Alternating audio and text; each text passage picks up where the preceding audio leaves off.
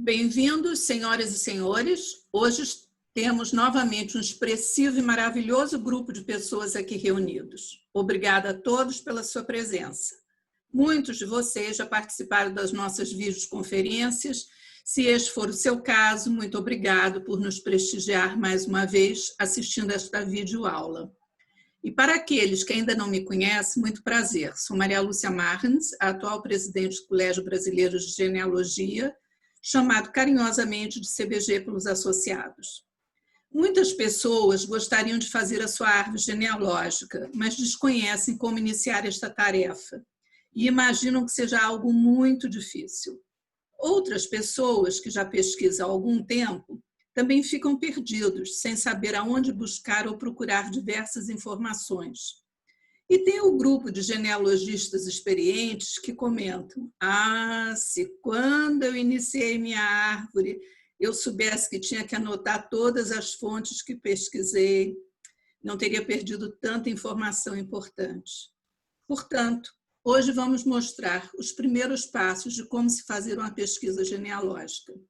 É com grande satisfação que apresento a nossa palestrante de hoje, a atual diretora, primeira secretária do CBG, senhora Juliana Chuerri Moreira Gadelha, que discorrerá sobre como começar a pesquisar a sua genealogia. Obrigada pela sua atenção. Recomendo que tenham um papelzinho e uma canetinha para fazerem anotações. Bom proveito. Juliana, está contigo a palavra. Antes da Juliana, boa noite a todos. Eu sou Charles Goldenson e eu vou ajudar a Juliana um pouco na organização nos bastidores dessa apresentação.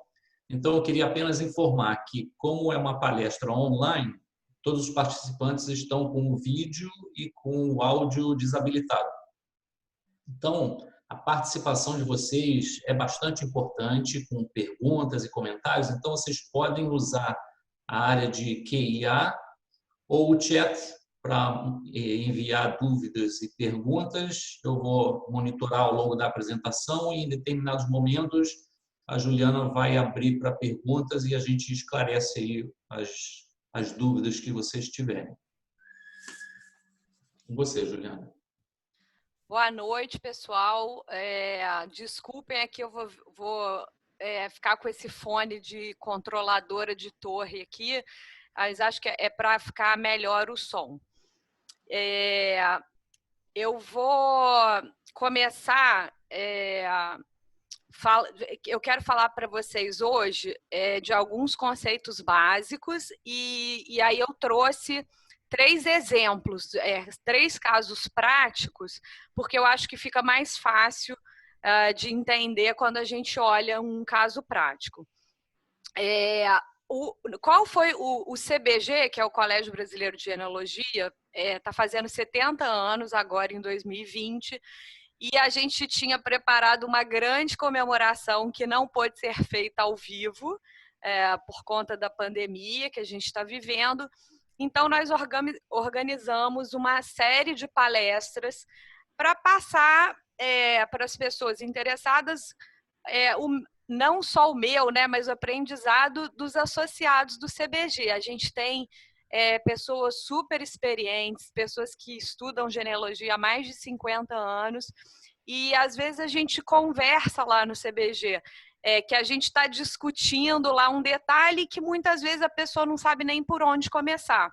Então, a gente organizou as palestras de uma forma em que a ordenação dessas palestras ajude as pessoas a caminharem na genealogia. Eu estava compartilhando essa primeira tela que só para vocês já darem uma olhada nos temas. Ao longo da apresentação eu vou citar alguns assuntos, mas eu não vou me aprofundar muito porque a gente vai ter esses webinars no futuro com esses assuntos de forma mais detalhada. Eu vou então, antes de começar propriamente a palestra, passou. Antes da gente começar, eu queria começar com o conceito do que é genealogia. Peraí, gente, eu vou só dar uma paradinha, porque está acontecendo alguma coisa aqui que eu não estou conseguindo passar com o teclado. Deixa eu tentar de novo. Bom, vamos lá. Eu preciso começar com o conceito do que é genealogia, porque uma pessoa me perguntou se eu ia falar sobre pedras preciosas. Não é o caso, gente. Então, eu vou começar com o conceito do que é a palavra mesmo, a definição. Vou passar por aqui. Vamos ver se vai. Mudou o slide? Mudou. Tá. Então, gente, conceito do que é genealogia. Ciência da história da família. O objetivo é desvendar as origens das famílias, por intermédio do levantamento sistemático de datas e locais onde seus antepassados viveram. Em outras palavras, fazer uma árvore genealógica. E por falar em árvore genealógica, eu trouxe para vocês, primeiro, 2 exemplos de árvores antigas. Essa árvore da direita é uma árvore dos reis de Portugal. Quem me mostrou essas árvores foi o nosso associado, Carlos Eduardo Barata, que é um dos genealogistas mais experientes do Brasil. E a da esquerda é uma árvore de um cristão novo, Francisco Machado Botelho. Essa árvore está arquivada na Torre do Tombo, é um arquivo português. E para quem não sabe o que é cristão novo é um judeu que foi obrigado a se converter ao catolicismo. E o estudo da genealogia vem de séculos, isso acontece há muitos anos. E em algumas épocas mais antigas, o objetivo das pessoas era provar nobreza. Eu sou filho do fulano, neto do Beltrano. Em outras épocas, era provar a pureza da religião na sua família. E é irônico que hoje em dia as pessoas estejam querendo achar um cristão novo na família, por conta da possibilidade de obter cidadania portuguesa e espanhola. Então, aqui são 2 exemplos de árvores super bonitas e antigas, árvores genealógicas. E aí, eu quero mostrar agora para vocês 2 árvores modernas que foram geradas em 2 sites de genealogia diferentes. Um é o Geneanet, que, como diz o Charles, eu sou uma das 2 pessoas no Brasil que usa esse site, mas que eu gosto muito, e o MyHeritage, essa outra árvore aqui. A gente vai ter uma palestra proferida pelo Charles Goldenson só sobre como escolher um software ou um site de genealogia. É um assunto bem importante. E aí, antes da gente continuar e de eu trazer esses exemplos que eu falei para vocês, a gente vai fazer uma pesquisa, uma enquete, vai piscar aí na tela uma pergunta, e aí eu queria pedir para vocês responderem, que qual é o seu objetivo quando você começou a fazer pesquisa genealógica, ou se você ainda não começou, qual o seu interesse, né? Por que você se interessou por esse assunto? Charles, você consegue lançar aí a pergunta?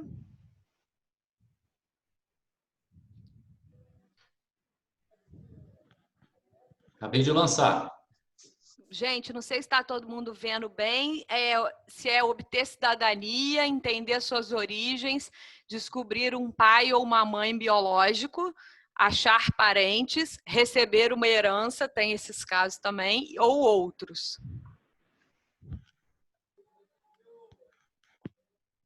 Nós somos 103 pessoas, quase 70 já votaram.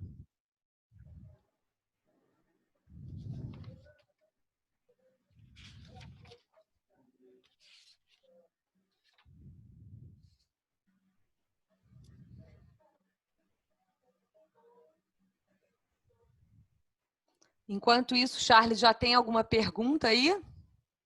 Não, ainda não. Tem um pessoal de mãozinha levantada. Não sei se isso é uma pergunta, se são perguntas. Eu vou ver assim que acabar a... Ah, a gente não consegue ver.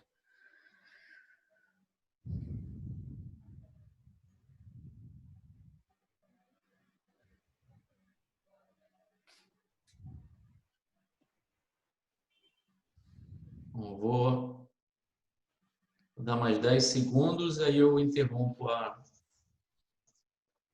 votação.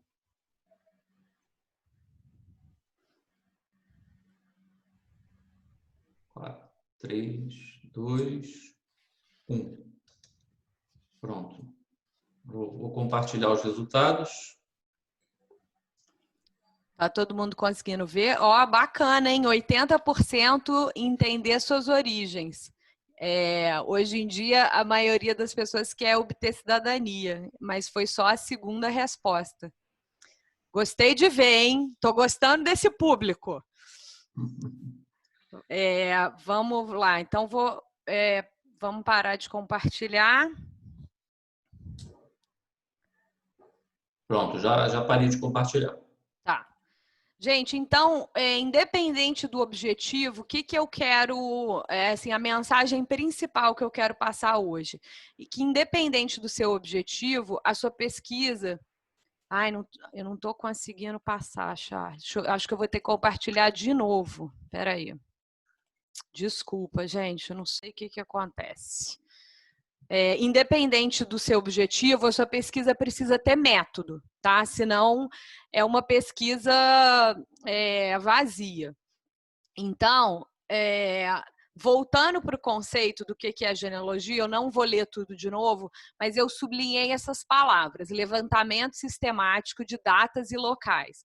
Então, uma pessoa que está fazendo pesquisa genealógica, ela está sempre fazendo 3 perguntas: o que, onde e quando. Essas são as perguntas-chave para qualquer pesquisa genealógica, sendo que o que qual acontecimento vital, né? Então pode ser um nascimento, um casamento ou um óbito. O onde é a cidade, e às vezes a cidade não basta, porque se for uma cidade grande, você tem que saber o bairro. E a gente vai, daqui a pouco eu vou falar sobre isso. Se você está procurando um evento antes de existir o registro civil, você tem que saber a freguesia ou a paróquia, que na verdade é a igreja onde a pessoa foi batizada, casou e tal. E o quando você sabe o ano já é uma maravilha, mas se você souber o mês e o dia, aí é ótimo, tá? Então, prosseguindo, eu queria falar para vocês agora de outro conceito super importante na genealogia, que é o conceito de fonte primária e fonte secundária. Fonte primária é um registro que foi feito muito perto do evento, no tempo, né? Então, se um pai vai no cartório registrar um filho, a criança acabou de nascer, né, com algumas exceções, porque tem gente que registra o filho com anos de atraso, mas enfim, ele está indo ao cartório e ele está dando os dados dele, da esposa, da criança, está falando quem são os avós maternos, os avós paternos. Então, é uma fonte muito boa de pesquisa, né? Esses registros primários. Um registro de nascimento, um casamento. A gente vai ver melhor nos exemplos, mas a gente sempre tem que dar prioridade para as fontes primárias, elas são muito mais fidedignas do que fontes secundárias. Então, as fontes primárias mais usadas são os livros de registro de nascimento, casamento e óbito, e quando ainda não existia registro civil, batismo, tá? Então, coloquei aqui 3 anos. Não é para ser não é nada assim rigoroso, mas só para vocês saberem que no Brasil o registro civil começou no ano da República, 1889. Na verdade, já existia uma lei que previa a instauração do registro civil, mas ela efetivamente começou nesse ano. Em 1889. O que isso significa? que se você está procurando uma coisa antes disso no Brasil, você tem que ir para registros paroquiais, tem que ir para a igreja. Em Portugal, registro civil começou em 1911. E um dos nossos associados, o Gui Loureiro, que é um genealogista português, me explicou que lá tem uma data bem definida, que é abril de 1911. Então, se você está procurando um nascimento de março de 1911 em Portugal, você vai ter que ir para os registros paroquiais. Aí tem um detalhe que quem não era católico em Portugal, em Lisboa principalmente, já fazia registro civil, porque ele não usava a igreja, né, católica para os registros vitais. 1850 é um ano importante, porque foi o ano que começaram os cemitérios públicos no Brasil. E por que isso é importante? Porque muitas vezes você vai achar um registro de óbito pelo livro de sepultamento do cemitério, tá? E indo muito lá para trás, raras são as pessoas que conseguem ir mais antes desse ano, mas foi em 1563 que, com o Concílio de Trento, a igreja começou a fazer os registros de batismo, casamento e óbito. Então, é um marco importante para a genealogia. Continuando, outros exemplos de fontes primárias, eu não vou ficar explicando muito cada um, porque eu vou dar exemplos práticos, tá? Banhos de casamento, que nada mais é do que uma habilitação matrimonial, testamentos, listas de passageiros, processos de naturalização, como eu já falei, livros de cemitérios, processos judiciais que você encontra no Arquivo Nacional, a gente vai ver aqui, registros militares, e agora eu vou falar das fontes secundárias. Gente, fonte secundária, assim, já vou falar, as mais famosas são esses livros de genealogistas famosos e antigos. Existem vários, eu coloquei aqui o nome de alguns só, que é o Gaspar Frutuoso, que é do século XVI, Pedro Taques, Borges da Fonseca. Quem pesquisa um pouco já ouviu esses nomes, tá? Quando uma pessoa acha um ancestral num livro desse, ela fica super feliz, né? Porque aí você avança várias gerações, mas tem que tomar muito cuidado com esse tipo de fonte, porque alguns desses livros contêm erros. O próprio Borges da Fonseca fez muitas correções no livro do Pedro Taques, mas são fontes importantes, a gente não pode descartar, mas assim, sempre que possível, por exemplo, o padre Sadoc escreveu um livro chamado Cronologia Sobralense. É um livro super organizado com tudo que aconteceu na cidade de Sobral, no Ceará. Ano a ano ele vai dizendo, nasceu fulano, casou Beltrano, tal, tal, tal. Se você lê no livro e consegue ir no livro de casamento, de nascimento, é perfeito, porque a fonte secundária te ajudou e você consegue depois ir na fonte primária, tá? Então, tem que tomar cuidado, mas são fontes importantes. Eu coloquei aqui o link dessa página do Colégio Brasileiro de Genealogia, que são os patronos do colégio, porque lá tem o nome de uma série de genealogistas, outros que eu não coloquei aqui, como Salvador de Moya, vários outros, e lá tem o nome de todos os livros de todos esses autores, tá? A outra fonte secundária que eu coloquei aqui são os sites de genealogia. MyHeritage é super famoso, Gene, Ancestry, aqui só coloquei 4. Gente, isso aí é o seguinte, muito cuidado. Por quê?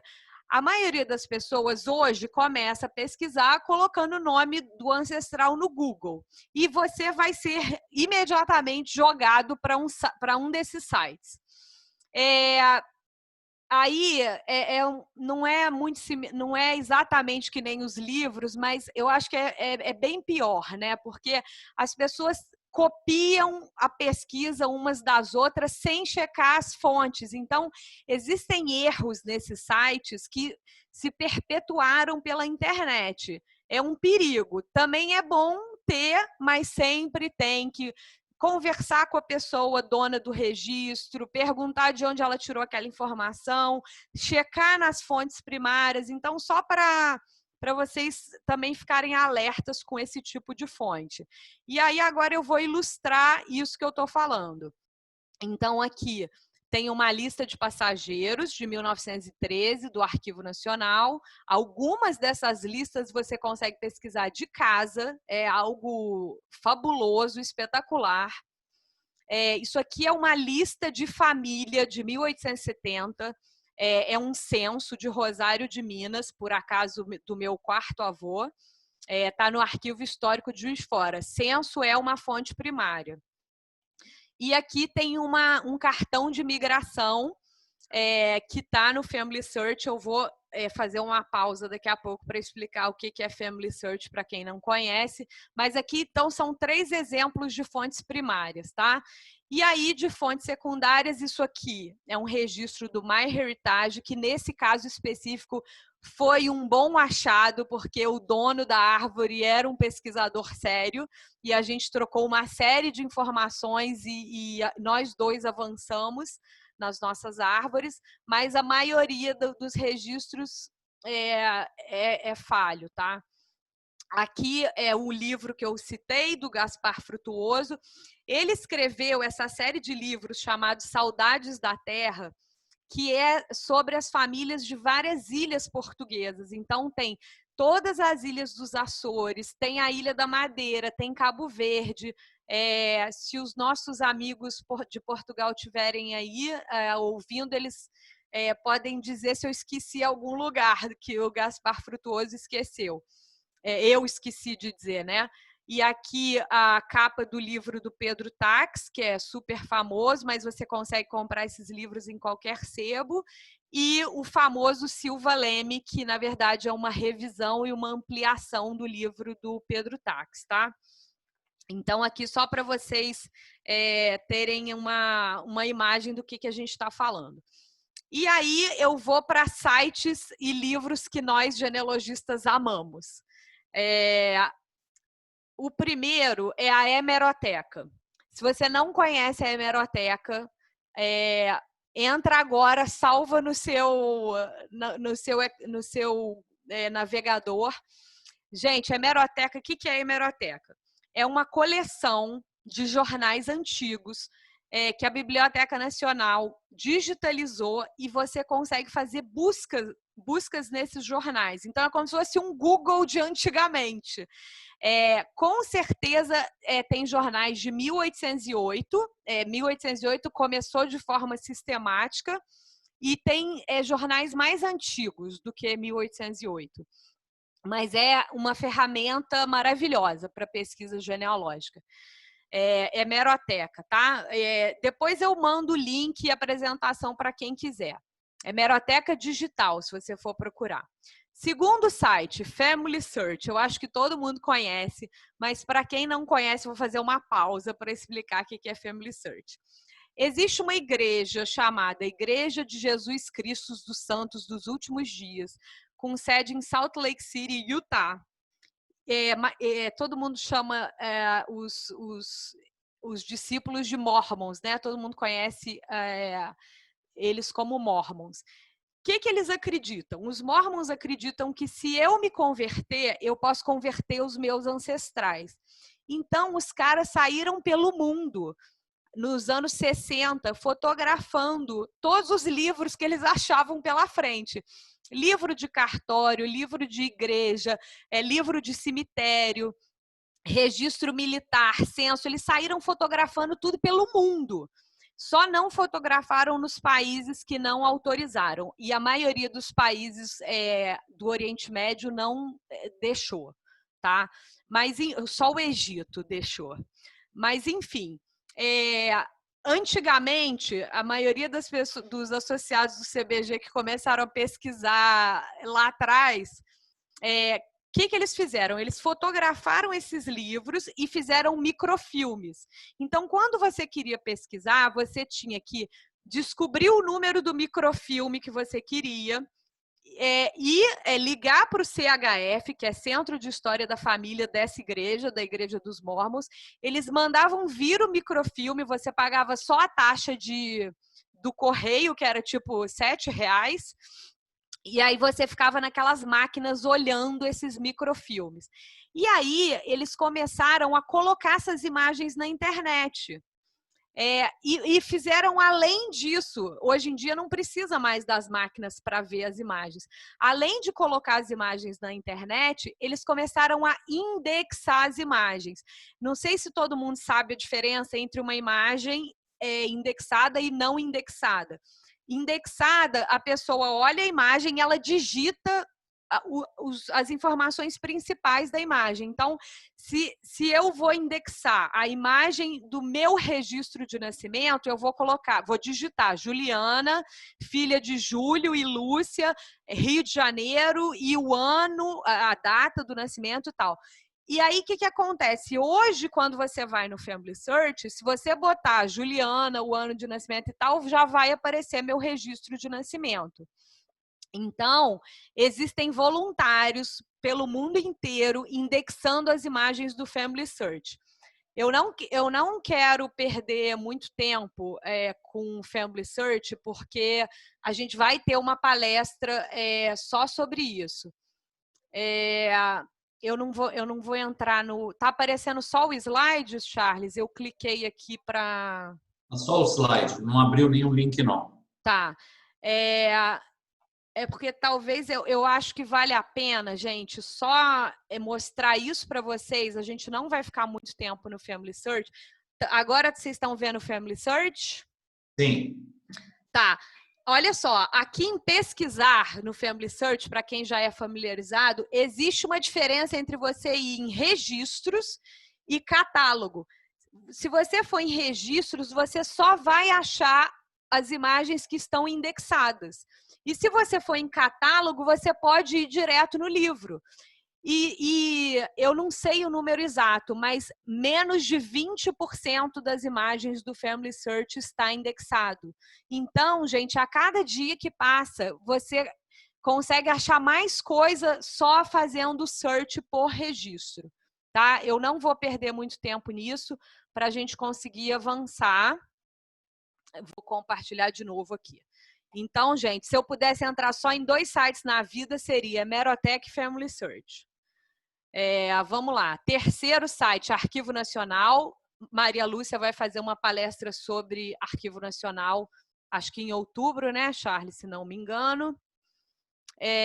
E aqui, esse link eu vou mostrar daqui a pouco o que é. Torre do Tombo. Um arquivo português. A gente está esperando a confirmação de um associado para fazer uma palestra sobre isso. Se alguém aí de Portugal se candidatar, a gente aceita. Projeto Compartilhar, vou mostrar daqui a pouco. E Museu da Imigração, vale a pena entrar, fazer os cursos e fuçar no site do Museu da Imigração, tá, gente? E aí, vamos aqui exemplos rápidos. Torre do Tombo, só para vocês terem uma ideia do que tem na Torre do Tombo. Um pesquisador que entrou em contato comigo, Vinícius Oliveira, me falou: Juliana, a gente tem um ancestral que tem um processo na Torre do Tombo. Aí eu fui lá correndo ver. Gente, aí, olha só, é o processo do meu nono avô sendo processado por bigamia. Em 1698, ele casou com uma portuguesa. Em 1700, ele se mandou para o Brasil e chegou aqui, ele casou com uma carioca, em 1700. E alguém denunciou ele, alguém escreveu uma carta lá para Portugal denunciando, e aí ele foi processado por bigamia. Esse processo é maravilhoso, porque tem as datas de casamento, tem tudo. E aí eu consegui ir no livro da paróquia aqui no Rio e ver esse casamento de 1700. Os documentos na Torre do Tombo estão super bem preservados. Você consegue uma nitidez incrível, consegue ampliar quando você está tendo dificuldade com a letra. Isso aqui foi uma informação de uma pesquisa do Vinícius Oliveira. Vinícius, se você estiver aí, obrigada, viu? Aí, gente, tem esse link que eu botei também do nosso site do CBG, que eu chamo de tabelas do Guilherme. Eu não sei se o Guilherme deve estar aí também ouvindo a gente. Guilherme fez um trabalho maravilhoso que foi o seguinte: ele fez 2 tabelas. Essa da direita são as freguesias que existiam no Rio no ano de 1889, que é quando começou a República. Então, e tem a data de criação de todas essas freguesias. Então, por exemplo, no caso que eu contei para vocês, do meu ancestral, que se casou em 1700 no Rio, se eu não soubesse a igreja que ele tinha casado, eu só precisaria procurar em 4, porque em 1700 só existiam 4 freguesias no Rio. Então, essa tabela é muito útil para pesquisa quando você não sabe o local que o seu ancestral casou, por exemplo. E aqui, a da esquerda, é uma tabela de correspondência entre as pretorias e os registros civis hoje em dia. Porque quando você acha uma notícia no jornal dizendo que o fulano de tal casou na 5ª pretoria, você tem que olhar a tabela e saber que a 5ª pretoria hoje é o 3º registro civil, tá? Então, esse link também é bem importante. Depois, gente, eu queria falar para vocês do projeto Compartilhar, da Regina e da Bartira Sete, que infelizmente faleceu há pouco tempo. É um projeto muito bacana. E aí o exemplo que eu trouxe para vocês é o seguinte: quando eu fui pesquisar a família do meu pai, ele começou a me ajudar nas pesquisas. E aí a gente achou em Lima Duarte um testamento feito pela minha 4ª avó, de 1877. E aí a gente pediu a cópia do testamento em Lima Duarte e pediu para eles transcreverem o testamento. E aí o que a gente fez? Mandou para o projeto Compartilhar essa informação. E aí é sensacional, porque outros descendentes dela podem ver o testamento, a transcrição, né, do testamento. E aí está dizendo que foi disponibilizado por Júlio, que é o meu pai, que também deve estar aí hoje. E aí, se alguém quiser ver o documento, entre em contato com o Júlio. Esse projeto é muito bacana, porque, gente, genealogia é compartilhar. Quanto mais você compartilhar, mais você recebe de volta. Então, esse projeto é muito bacana. E aí, agora a gente já vai entrar nos casos. Ah, não, primeiro vou falar as regras de ouro, gente. Eu já estou ansiosa para contar os casos. Charles, tem alguma pergunta? Tem. Vamos lá. Tem uma pergunta aqui do Carlos, onde ele pergunta colocar pais biológicos ou adotados numa árvore. Então, Carlos, você tem que, nos sites de genealogia todos, esse que eu uso, que é o Genenet, você tem a opção lá se aquele pai é biológico ou adotivo. É critério de cada um, mas obviamente é bom registrar, né, se é adotivo ou biológico. Geralmente os sites têm essa opção. O Brothers Keepers deve ter, o que você usa deve ter também, né, Charles? Sim, tem. A maioria deles tem essa opção. Você especifica, né? Para depois você... Obviamente que as relações familiares são totalmente coração, né? Mas é bom você saber, a gente vai falar isso mais para frente, o Charles falou muito disso na palestra de DNA. Você tem que ter essa informação se o pai é biológico ou não, porque se você quiser fazer teste de DNA em membros da família, você tem que saber que aqueles pais, né, não são biológicos. Então, é sempre bom registrar a informação. Juliana, tem várias perguntas aqui. Eu vou focar agora mais na parte de fontes que você cobriu, né? Então, tem uma pergunta aqui de anônimo: que tipos de fontes podem ser usados para determinar se um ancestral era cristão novo, visto que a Inquisição se deu dos 1400 aos 1800? Então, gente, também a gente está querendo que um associado nosso faça uma palestra só sobre isso, Mas, assim, não tem uma fonte específica para você provar que tem um cristão novo na sua árvore, porque, na verdade, a lei da cidadania de Portugal e Espanha se refere ao ano de expulsão dos judeus desses países, que na Espanha foi 1492 e Portugal 1497. Então, na realidade, você tem que provar sua ancestralidade até essa data. Então, se você começa com você precisa das certidões de nascimento, sua, do seu pai, do seu avô, até você ter registro civil. A partir daí, você parte para batismos. Então, você vai ter que ir nas igrejas ou nas cúrias.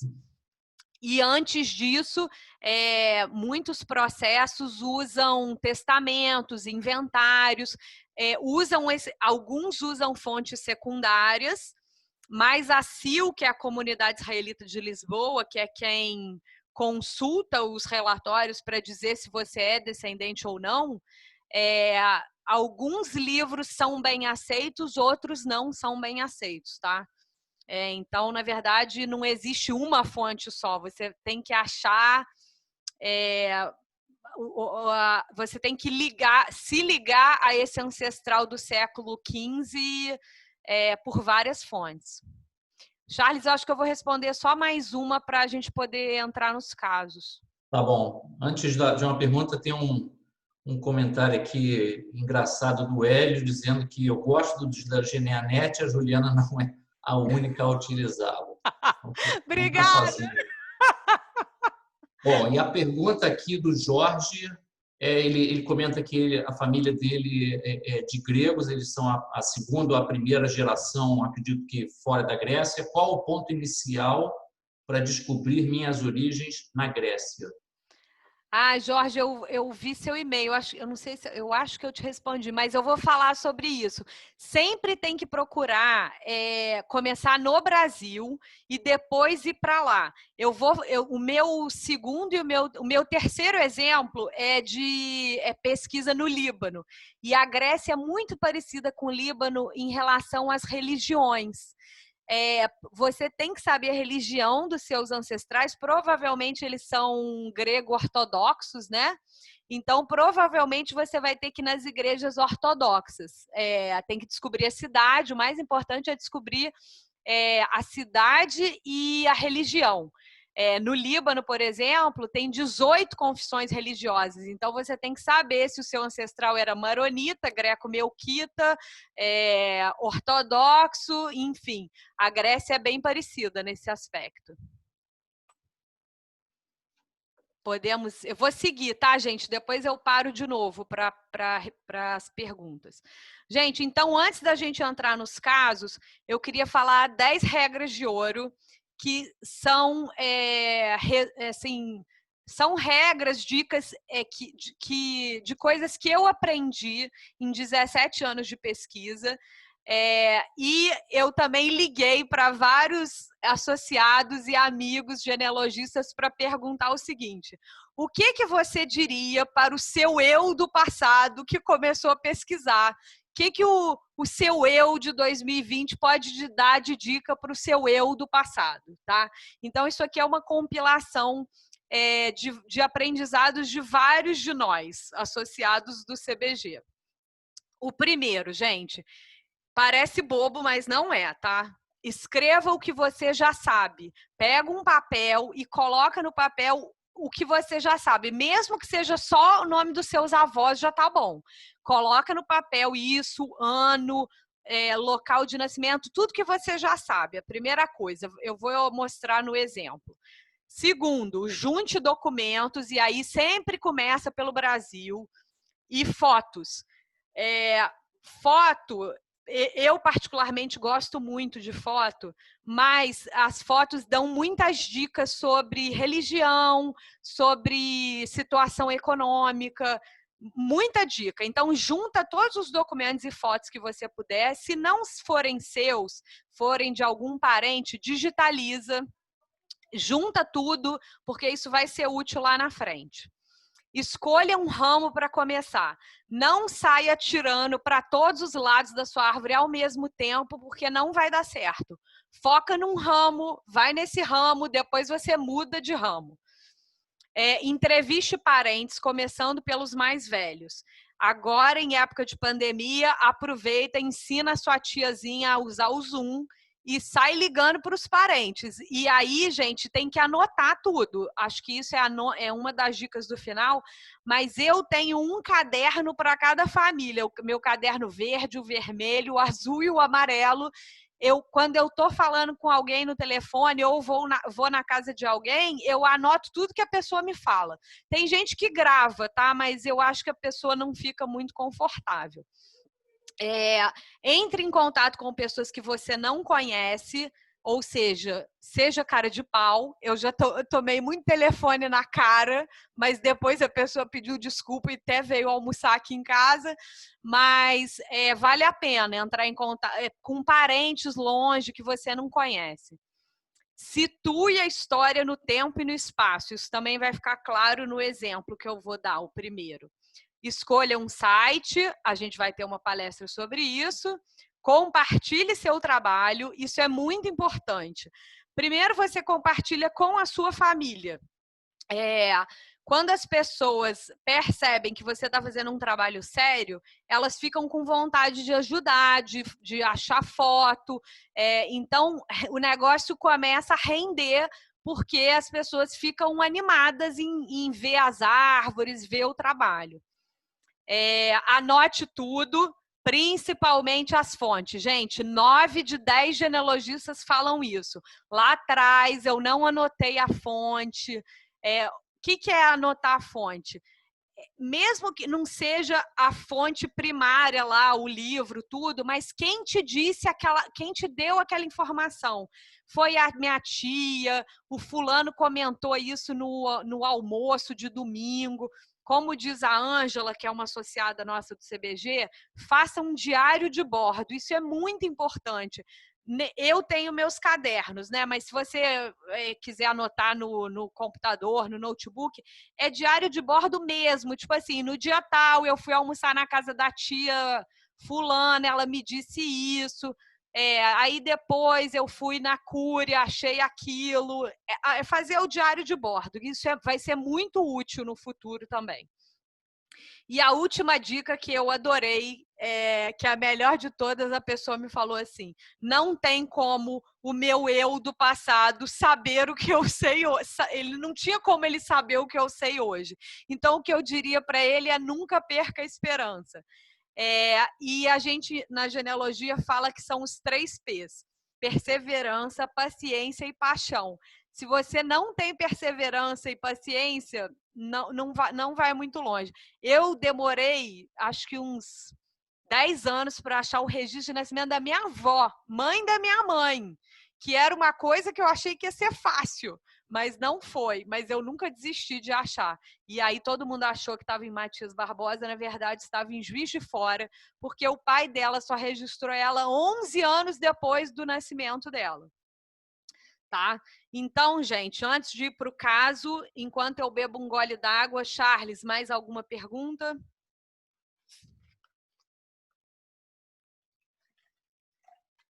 Charles, não estou te ouvindo.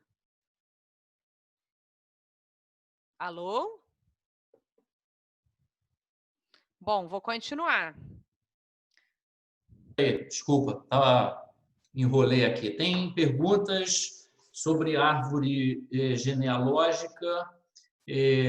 O Bruno pergunta se é importante registrar apenas os antepassados dos quais ele é descendente direto, ou é importante também registrar todo mundo na árvore, né? Como é que você define qual é o escopo da tua árvore? Bruno, eu adoro um colateral. E todos os genealogistas concordam que é bem importante. Por exemplo, quando você acha um casamento, não de um ancestral seu, mas, por exemplo, o irmão do seu bisavô, você tem que olhar, além dos pais e tal, você tem que olhar as testemunhas do casamento, quem foram os padrinhos, porque isso pode dar muitas dicas. Então, se você está encasquetado ali com o seu ancestral direto, vai para os irmãos, porque pode, por exemplo, tem um casal que eu pesquisei que no registro de nascimento da minha ancestral não tinha a informação que eu queria. Aí eu olhei os registros dos 8 irmãos e em cada um eu descobri uma coisa. Então, é bem importante ir para os colaterais. Tá, tem uma aqui da Thalita, tem a ver com um pouco com software, mas na verdade vocês aconselham um site somente ou tem uma árvore em cada site? MyHeritage, Ancestry, Family Search? A gente vai falar mais sobre isso, né, Charles? Mas tem gente, porque você falou em software, tem gente que só tem a árvore num software local no seu computador, porque existe uma polêmica. Tem gente que não gosta de compartilhar a sua árvore online, justamente porque tem gente que replica as pesquisas sem muito critério, né? Então, não necessariamente a sua árvore tem que estar online. Você pode colocar em todos, se você quiser combinar com os matches de DNA, que o Charles falou mais sobre isso na última palestra. Depende do seu objetivo. Só um comentário aqui, Juliana. Eu, por exemplo, tenho no Ancestry, tenho no MyHeritage e tenho no Gene. Então, uma coisa que eu acho isso muito benéfico, porque tem dicas de cada um desses sites. A única coisa é como é que você mantém todas elas atualizadas, porque é muito mais trabalho também. Tem uma pergunta aqui que é da Renata. Para pesquisar genealogia, é necessário ter alguma formação específica? Precisamos de autorização específica para solicitar acesso a documentos? Depende do lugar, tá? Tudo que está no Family Search, quer dizer, tudo não, mas muitas coisas que estão no Family Search são públicas e você consegue pesquisar.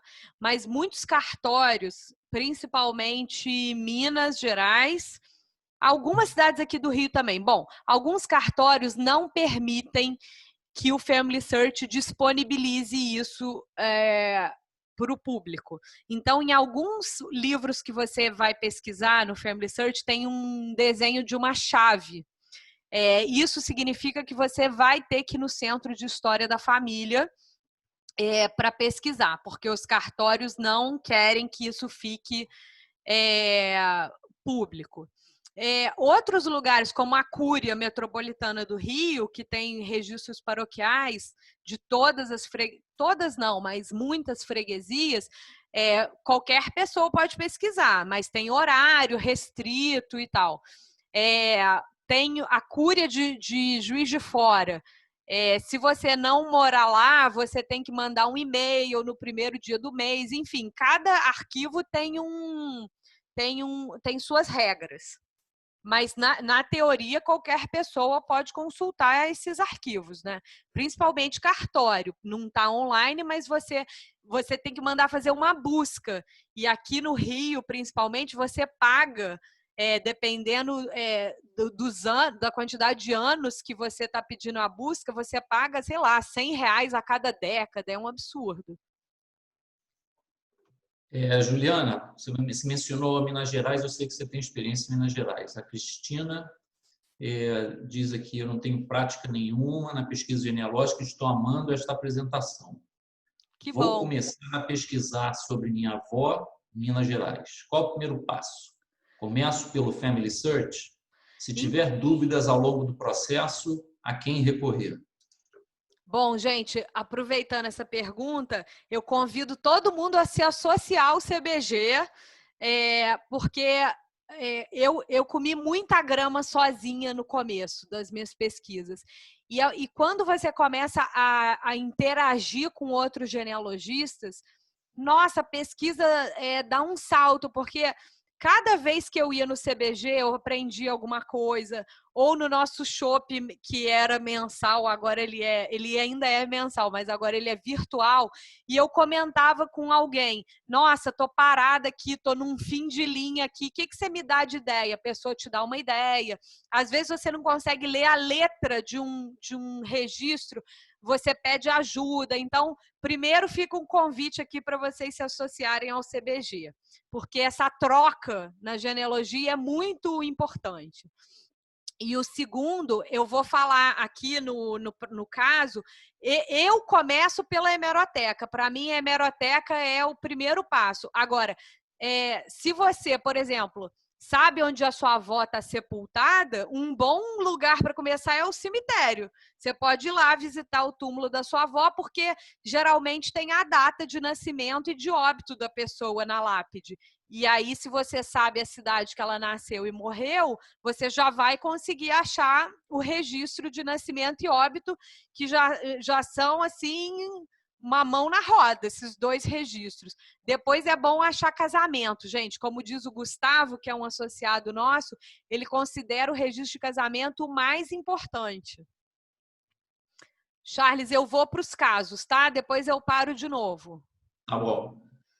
Gente, então vamos lá. Eu trouxe 3 casos. Eu vou tentar falar rápido para dar muito tempo de perguntas e respostas. Então, o primeiro caso que eu trouxe é um caso da família da minha sogra. A minha sogra falou para mim um dia no almoço de sábado na casa dela. Minha avó era alemã e veio para o Brasil por causa da guerra. Meu avô era português. Ela me disse isso, essa frase. E aí, eu não sabia por onde eu começava. Aí, o que eu fiz primeiro? Primeira coisa que eu fiz é aquela primeira regra que eu falei agora. Escreva o que você já sabe, primeiro rascunho da árvore, e ela mesma, na casa dela, já me mostrou alguns documentos e fotos. E aí, eu coloquei no papel, eu só sabia isso. O nome da minha sogra, o ano que ela nasceu, aí ela me falou o nome dos pais dela, o ano que eles nasceram, e ela sabia o nome dos avós. Então, eu só sabia isso, tá? Comecei por aqui. E aí, eu escolhi um ramo para começar. E o ramo foi o ramo do pai dela, que era o Milton, tá? E a gente estava achando até aí que a Cira, que era a avó dela, era alemã. A nossa teoria era, a Cira é alemã e o Luiz é português. A gente começou achando isso. Primeira coisa que eu fiz, coloquei esse nome, Cira Eloy, entre aspas, na hemeroteca digital. Eu não vou entrar para a gente não perder tempo, mas essas aqui são as telas que vocês vão ver na hemeroteca. Do lado esquerdo, essa tabelinha aqui, tem local, você pode procurar por cidade ou país, período e periódico, tá? Que é o jornal. Como eu sabia que a família dela era do Rio, eu coloquei Rio de Janeiro no local Cira Eloy. E aí aparecem essas ocorrências aqui, tá vendo? 4 no Correio da Manhã, 4 no Jornal do Comércio e assim por diante. Você tem que entrar em todas para olhar.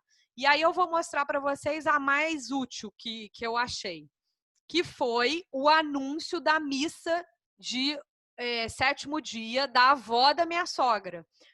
Ou seja, eles estavam anunciando a missa de 7º dia, dia 1º de janeiro de 1930. O que significa isso? Que ela morreu em dezembro de 29, né? Então, como é que eu ia achar o registro de óbito dela? A minha sogra não sabia se ela estava sepultada no Rio ou não. E veja bem, a minha sogra nasceu em 43, a avó dela morreu em 29, ela não teve contato com essa avó, ela não sabia muita coisa. Então, que eu fiz? Eu queria achar o registro de óbito, tá? Da Cira. E aí, gente, quando eu fiz essa pesquisa, o Family Search ainda não estava muito indexado. E aí, que eu fiz? Fui na Santa Casa de Misericórdia aqui no Rio. Para quem não sabe, a Santa Casa tinha a concessão dos cemitérios do Rio de Janeiro. De 1851 até 2014, ela teve a concessão dos cemitérios. Então, todos os livros de cemitérios estão na Santa Casa, aquele prédio bonito ali no centro do Rio. Você chega lá e pede para procurar, só pelo nome da pessoa, pede para eles procurarem o óbito eu pedi para procurar o óbito da Cira. E aí, depois de um tempo, veio esse papelzinho dizendo: Cira Eloy Vaz, o óbito dela foi registrado na 8ª circunscrição, livro tal, folha tal. Ela me deu o caminho das pedras. E aí fica fácil achar o registro. Agora, vocês são pessoas de sorte, se você colocar Cira Eloy no Family Search, já está indexado, você chegaria nisso aqui. O que é isso aqui? É uma foto do livro de óbito da 8ª circunscrição, que é um cartório ali da Tijuca, do período de 1929 a 1930. E aí, o que eu descobri? Descobri que a Cira nasceu em 1877, porque no registro de óbito diz, né? Ela morreu em 29 com tantos anos, e aí você faz a conta de trás para frente, mas o próprio Family Search já indexa o ano de nascimento, não sei se vocês estão vendo aqui embaixo, 1877, ela morreu com 52 anos. E aí, eu descobri os nomes dos pais da Cira, né? Os pais da avó da minha sogra. Então, eu já avancei 2 quadradinhos aqui, ó, Alfredo Eloy e Catarina. É óbvio que no registro estava dizendo que era Catarina Eloy, mas Eloy não é o sobrenome da Catarina. Catarina virou Eloy quando ela casou. Então, tem que prestar muita atenção na história do sobrenome de solteira e de casada. E aí, qual foi o próximo passo? Eu resolvi procurar o casamento do Alfredo Eloy e da Catarina. Se a filha deles nasceu em 1877, eles se casaram antes dessa data. Então, se casaram antes dessa data, mas em qual paróquia? Não sei. Em qual ano? Também não sei. Porque se ela for a última filha, eles casaram bem antes de 1877. Se ela for a primeira, eles casaram em 1875 ou 1876, porque antigamente o pessoal casava e tinha filho rápido, né? Então, e agora? Agora eu estou numa encruzilhada. O que eu faço? O que eu faço? Pesquiso nas fichas do CBG. Aí agora pausa para explicar o que são as fichas do CBG. Gente, o CBG, que é o Colégio Brasileiro de Genealogia, ele começou em 1950, foi fundado em 1950. Os fundadores tiveram a brilhante ideia de sair pelo Rio de Janeiro, anotando os nomes dos noivos e das noivas de todos os livros paroquiais, de todas as freguesias do Rio de Janeiro. E aí, além de anotar, eles contrataram várias datilógrafas para ficar datilografando essas informações em fichas. Então, hoje o CBG tem mais de 100 mil fichas com nomes do noivo, da noiva, em qual freguesia está, o livro e a página do casamento. É ouro, gente. É, assim, uma fonte maravilhosa de pesquisa. Para os associados do CBG, a pesquisa é gratuita. E para quem não for, a gente faz a pesquisa e pede uma contribuição para o colégio. Mas, enfim, pesquisa nas fichas do CBG. O Guilherme Serra, que é o nosso associado, ele fez o trabalho também maravilhoso de colocar essas fichas em Excel, as informações em Excel. Então, antigamente, você só conseguia procurar pelo sobrenome do noivo, porque é uma ficha física mesmo, são fichas de papel. E hoje você consegue procurar pelo nome da noiva também, porque o Guilherme fez esse trabalho de colocar em planilha. E aí eu fui lá procurar Alfredo Eloy, achei que ele casou na matriz de São José em 1875. E aí, o que eu posso fazer com essa informação? Posso fazer 2 coisas. Ou eu vou ver o livro no Family Search, aí eu vou em freguesia tal, matriz de São José 1875, ou eu vou na Cúria Metropolitana do Rio ver os banhos de casamento. Gente, banhos de casamento é assim muito bom, porque tem muita informação. É uma habilitação matrimonial de 20 páginas com muita informação sobre os noivos, tá? E aí, ilustrando aqui, isso aqui é o que você vai ver no Family Search, você consegue ver a capa do livro e a página, e eu quis ir na Cúria, e aí eu achei o banho, o processo matrimonial deles em 1875. E aí eu descobri tudo. O que eu descobri nesse processo? Eu descobri que eu estou botando alemã entre aspas agora, porque a cidade de onde ela era, que era Pinot, eu ainda estou na dúvida se é Polônia atual ou Alemanha. Quando eu puder voltar a pesquisar esse assunto, eu vou descobrir. Mas, enfim, gente, ela veio para o Brasil em 1858. Está escrito isso no banho de casamento. Então, o relato familiar, o que chegou para minha sogra de informação, foi uma coisa muito vaga, mas a gente conseguiu, nesse documento, descobrir assim, tudo sobre esse casal. O marido dela nasceu em Niterói, ele era católico, ela era protestante, ele era pardo, e aí eu comecei a desconfiar que ele era filho de uma escrava. Bom, isso aí dá pano para manga, vai ter que ser outra palestra. Mas aí eu consegui fotos dessa bisavó com uma pessoa que eu não conhecia, e aí eu conversei com essa neta desse casal, ela topou fazer o exame de DNA, e aí comprovou minha teoria. A neta deles tem 13% de DNA africano. Então tem muita possibilidade de um dos bisavós ser uma escrava, ser uma pessoa que veio da África. E aí o português que a minha sogra dizia era do outro lado da árvore, né? E aí isso gerou uma economia de tempo e de dinheiro, porque tinha gente na família querendo tirar a cidadania portuguesa e aí era muito longe. Então, a árvore da minha sogra ficou assim.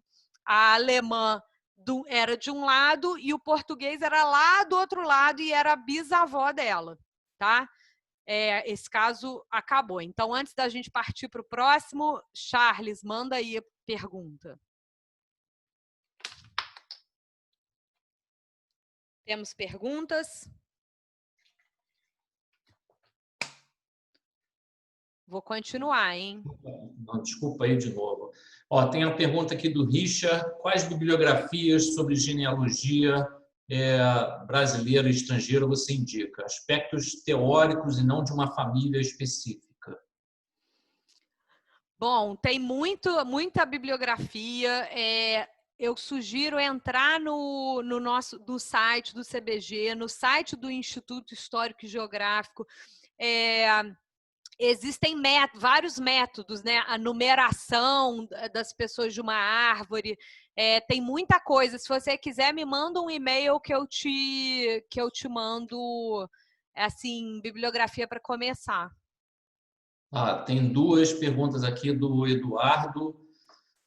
Uma os processos de naturalização do Arquivo Nacional estão sendo disponibilizados no Family Search conforme são digitalizados? Essa é uma. Tá. E a outra, qual o período abrangido pelas fichas do CBG? Gente, tem do século XVII até o XX. O Guilherme até me passou esses dados, porque eu achei que vocês poderiam... a gente tem 19 mil fichas do século XVIII, 12 mil fichas do século XX e o forte é século XIX. No século XIX a gente tem 80 mil fichas. Tá. Sobre o Arquivo Nacional... a digitalização dos processos de naturalização, se já estão disponíveis, se estão sendo disponibilizadas no Family Search na medida em que elas são digitalizadas? Então, o Family Search fez uma parceria com o Arquivo Nacional e a combinação foi o Arquivo Nacional deixar o Family Search digitalizar e disponibilizar no site e também para o Arquivo Nacional. Só que eu não tenho certeza de por onde eles começaram. Eu não sei se é processos de naturalização, porque esses processos de naturalização, dependendo da época, alguns estão no Arquivo Nacional e outros ainda estão nas delegacias de polícia. Alguns estão na polícia de Minas ainda, então eu não tenho certeza do que já foi digitalizado pelo Family Search lá. Tá. Tem uma outra pergunta aqui, anônimo. Se é possível ter uma pesquisa correta sem morar no país, ou cidade onde o antepassado viveu? Ou uma hora ou outra a gente precisa contratar alguém que vive no local para ir aos cartórios, dioceses, cemitérios, etc. A resposta curta é sim, mas no terceiro caso que eu vou contar para vocês, acho que vai ficar mais claro, tá? Então, eu vou contar esse segundo caso mais rápido para a gente ir para o terceiro, porque eu acho que vai ter mais interesse. Esse segundo caso, gente, foi o seguinte: um genealogista libanês me pediu ajuda para achar o registro de nascimento de José Joaquim. E ele me disse que ele nasceu em 1905 ou 1906 no Rio de Janeiro. Então, primeira coisa que eu fiz. Nesse caso, gente, isso serve para descendentes de libaneses, tá? Primeiro lugar que eu fui foi esse link do consulado do Líbano no Rio de Janeiro. Você coloca o nome do pai, eu botei o nome do pai dessa pessoa lá, e aí já apareceu o registro dele no consulado do Líbano. Aí eu pedi para ver esse registro, que é esse aqui.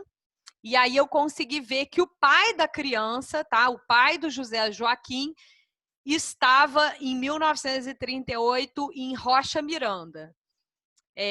Só que o nome desse filho, José Joaquim, não estava nesse documento. E aí eu já comecei a falar, isso aí não vai dar em nada. E aí, o segundo passo foi ir para a hemeroteca digital, tá? Como José Joaquim é um nome muito comum, eu procurei por Pedro Joaquim, que era o pai dele.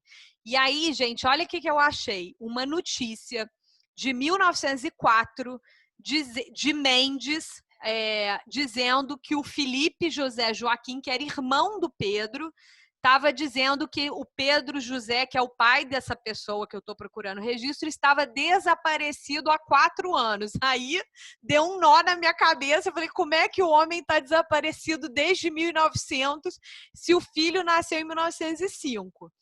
Então, eu tinha essas pistas. E aí, eu comecei a procurar no Family Search, não achava nada. As buscas no cartório do Rio são pagas, você tem que pagar para cada cartório, e a gente não sabia o bairro do Rio. Aí eu fui para o site do Arquivo Nacional, achei um processo, que é esse aqui. Esse processo só me dizia que o pai da criança estava no Rio de Janeiro em 1912.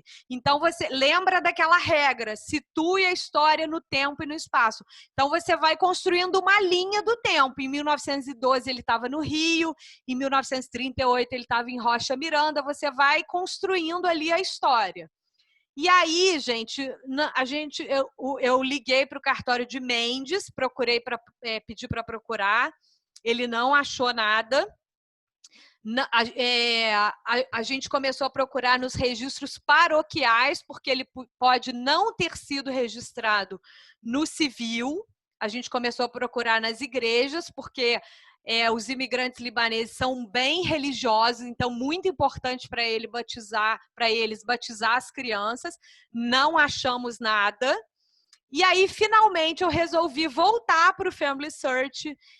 Só que eu não me limitei ao 1905, 1906. Eu resolvi ampliar a pesquisa, botei 1900. E aí, gente, apareceram 7.000 resultados, mas um deles, porque eu coloquei Mendes. O genealogista libanês ficou me falando que era Rio, mas eu fiquei encucada com aquela notícia de Mendes e coloquei José Joaquim, filho de Pedro, em Mendes. E aí apareceu o registro de nascimento do sujeito.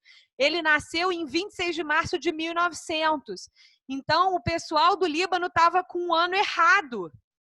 Porque eles falaram, ele morreu em 1932 com 27 anos. Então, eles calcularam 1905, mas não era.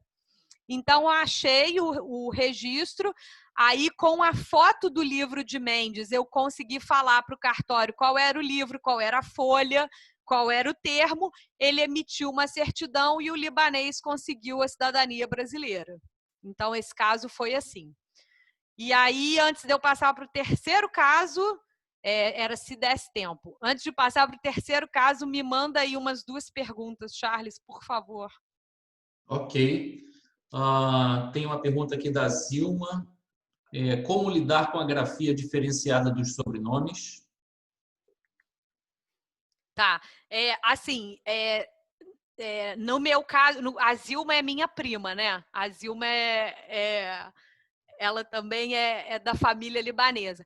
No caso de imigrantes árabes, né, libaneses, sírios, egípcios e tal, é muito difícil, porque o alfabeto é outro. Então, eles chegavam no Brasil e cada um escrevia o sobrenome de um jeito. Então, você tem que definir na sua pesquisa se você vai colocar o sobrenome do jeito que você achou em algum documento.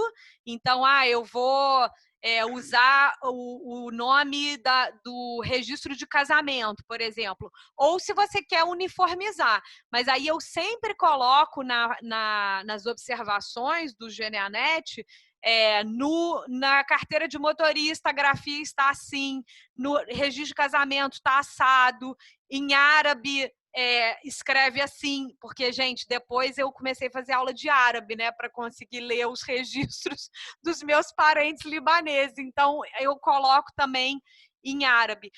Os imigrantes italianos também sofrem muito com isso, porque cada hora escreve de um jeito, e para conseguir a cidadania, geralmente isso dá problema. Então, se for para cidadania, tem que ver como é que está na Itália o nome, né? Para pedir até retificação dos documentos no Brasil. Tá. A Thalita está dizendo que é a tua prima também. Então, daqui a pouco parece mais primos teus aí na palestra. Gente, uma das melhores coisas da genealogia foi achar um monte de parente pelo mundo, um monte de gente bacana. Bom, gente, vou falar do terceiro caso rapidinho, porque... Juliana, tá Oi, bom. Não, quer fazer achei mais uma? o Alexandre quer saber se as pesquisas na Santa Casa e na Cúria são gratuitas. Na Santa Casa não é gratuito. A última vez que eu tive lá, eles me cobraram R$120 a busca. E na Cúria é gratuito. Tá? Vamos lá. Ô, Charles, a gente está gravando, né? Sim. Tá. Vamos lá, gente. O terceiro caso é o caso de eu pesquisando os ancestrais libaneses, que são os ancestrais da minha mãe. Vamos lá. Então, o que eu fiz? Eu escolhi um ramo para começar, porque os 4 avós da minha mãe são libaneses. Então, não tinha como eu atirar para os 4 lados ao mesmo tempo. Eu escolhi um casal de cada vez. Então, primeiro eu escolhi o casal Nájila Calarge e José Sabimussi. Eu já tinha 14 anos de pesquisa e resolvi ir para o Líbano em 2017. Então, eu juntei todos os documentos que eu tinha no Brasil antes de me despencar para lá com 2 amigas loucas que resolveram ir comigo. Então, escolhi um ramo, parti de documentos no Brasil. E aí, gente, tem que prestar muita atenção na mudança não só do sobrenome, mas também do nome do ancestral no Brasil e no país de origem, tá? Então, olha o que eu tinha. Eu tinha uma carta de 1970, essa aqui é minha bisavó, e aí eu tinha o remetente, quem mandou a carta para ela, escrito em árabe. E na época eu não falava nada, não lia nada, tive que pedir para uma pessoa traduzir para mim. Isso aqui é aquele registro do consulado do Líbano. No Líbano não existe registro individual, o registro é da família. Então, aqui está escrito o nome do chefe da família, a esposa, o nome dos filhos. Se a sogra mora com ele, está aqui também. É um registro do núcleo familiar. E aí, eu pedi para traduzirem isso para mim, que eu sabia quando eu fui para o Líbano? Eu sabia, isso aqui é a carteira de motorista do meu bisavô. Reparem que aqui no Brasil ele era chamado de José Sabi. Olha o nome dele na carteira de motorista. E no consulado, o nome dele era Saba Youssef Abu Musi Halaf. Então, não adianta eu chegar no Líbano procurando José Sabi, que eu não vou achar ninguém. Então, o que eu sabia com esses documentos? Eu sabia que eu tinha que ir para Kfar Shima, que é uma aldeia lá no Líbano, e eu sabia que eles eram da religião maronita. Tanto para Líbano quanto para a Síria e para a Grécia, saber a religião da família é muito importante, porque no Líbano, até hoje, não existe registro civil. Não existe. Aí eu perguntei, gente, mas e se um muçulmano quiser casar com um maronita? Eles falaram, não existe isso, não pode. Aí eu, mas como que não pode? Não pode, Juliana. Se quiser, vai casar no Chipre, porque aqui no Líbano não existe casamento entre religiões diferentes. Até existe entre maronitas e greco-melquitas, mas religiões muito diferentes não pode. Então, o que eu fiz? Com esses documentos todos, eu parti para o Líbano.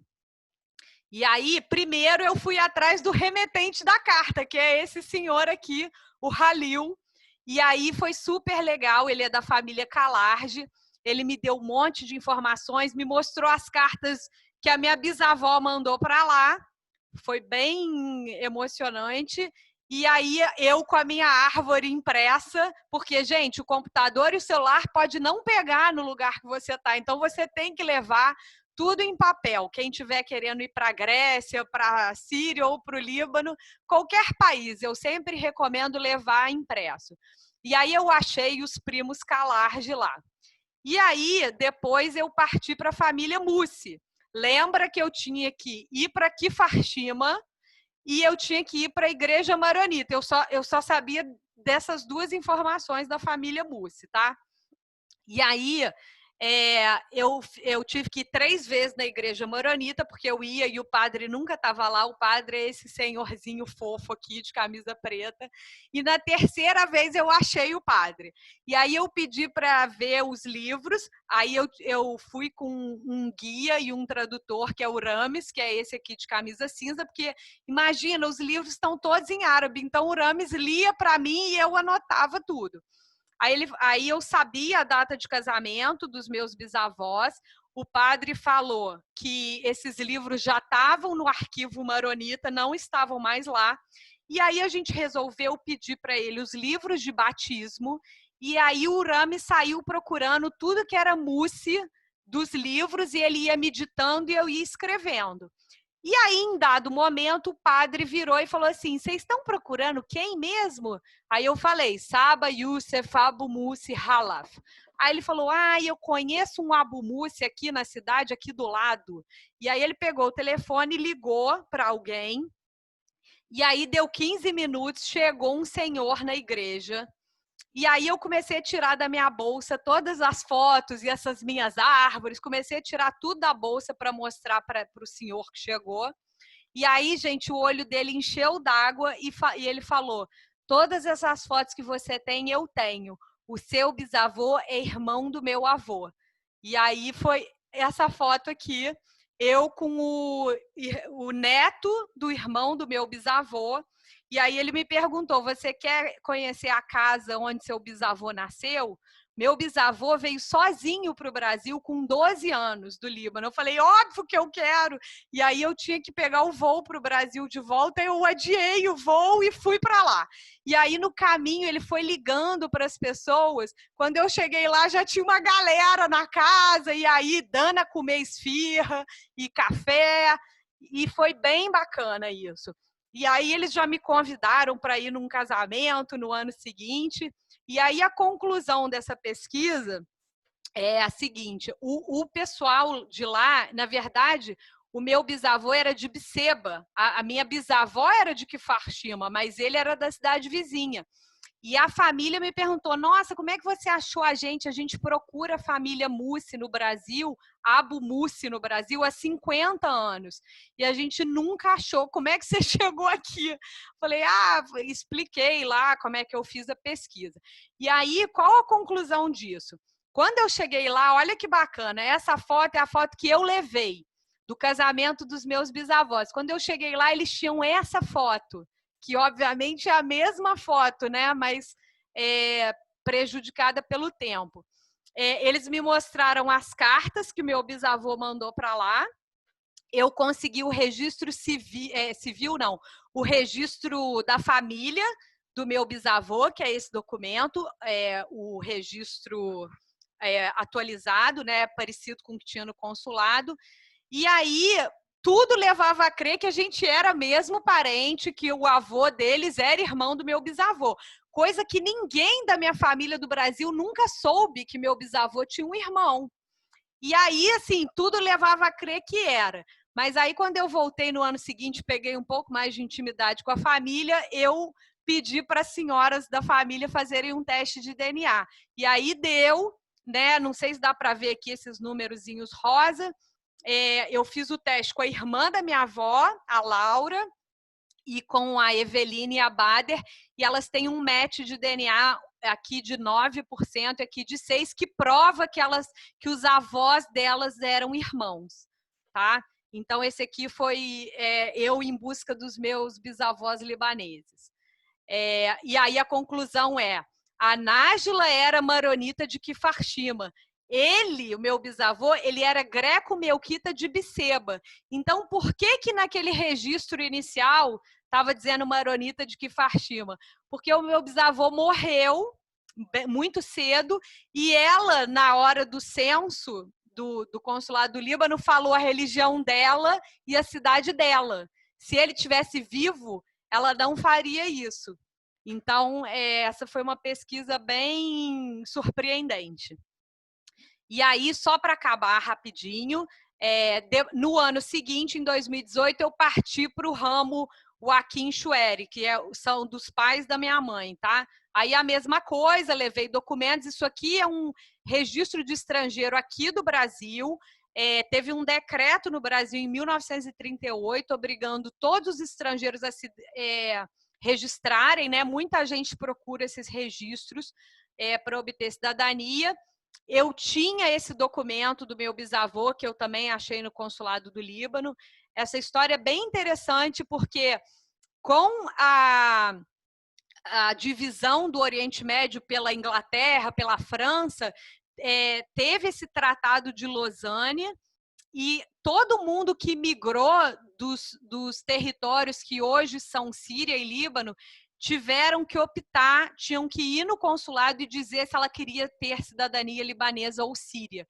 Isso foi um tratado feito por Inglaterra e França sobre os cidadãos libaneses e sírios. E meu bisavô optou pela cidadania libanesa.